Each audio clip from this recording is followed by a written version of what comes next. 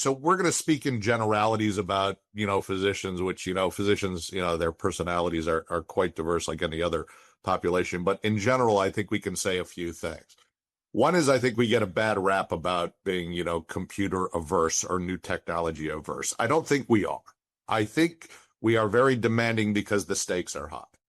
And the demand that we make is make me a better doctor and don't slow me down. In other words, improve my efficiency and improve my quality. And we're very strict about that. So we're not going to be in the group of, on that curve of early adopters and say, yeah, it's brand new, give it to me.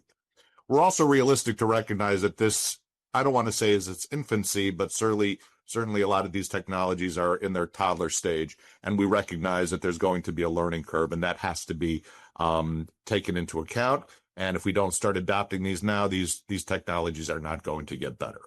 That being said, you are 100% right, is that our gut instinct is as we see hallucinations and errors, we begin to be very reluctant, and that can delay things, and we'll push it off a bit. So it's not a simple answer.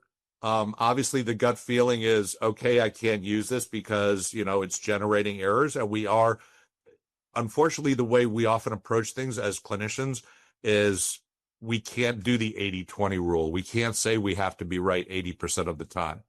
We shoot for 100% accuracy. So when we see a system that's not delivering that, we're going to ask questions, and we're going to be a little more reluctant. Like I said, we're not actually going to say I'm going back to dictation or handwriting notes, but it's going to cause a bit of consternation that's going to require us to understand what's being done to fix this and why won't it do it next time.